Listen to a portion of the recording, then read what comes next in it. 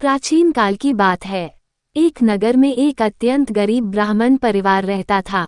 ब्राह्मण अत्यंत धार्मिक, सत्यवादी और भगवान विष्णु का परम भक्त था।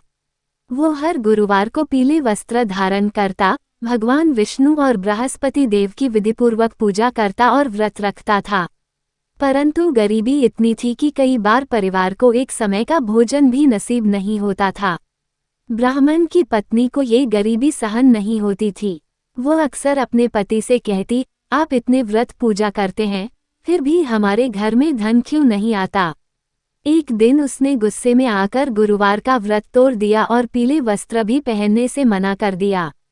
उस दिन घर में जो थोड़ा बहुत धन था, वह भी समाप्त हो गया।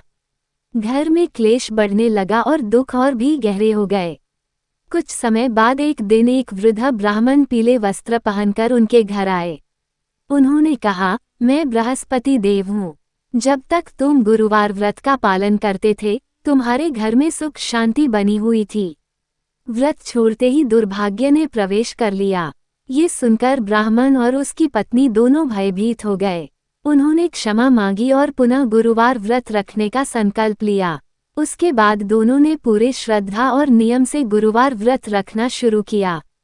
हर गुरुवार पीले वस्त्र पहनते, पीली वस्तुओं जैसे चना दाल, हल्दी, पीले फूल और केले का दान करते। भगवान विष्णु की पूजा करते और बृहस्पति देव का ध्यान करते।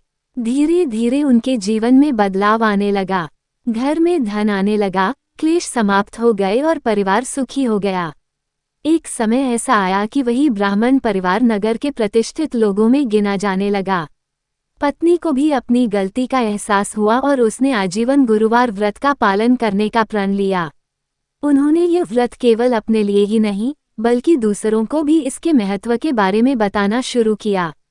इस कथा से हमें ये शिक्षा मिलती है कि गुरुवार व्रत श्रद्धा, संयम और विश्वास के साथ किया जाए तो भगवान विष्णु और बृहस्पति देव की कृपा अवश्य प्राप्त होती है।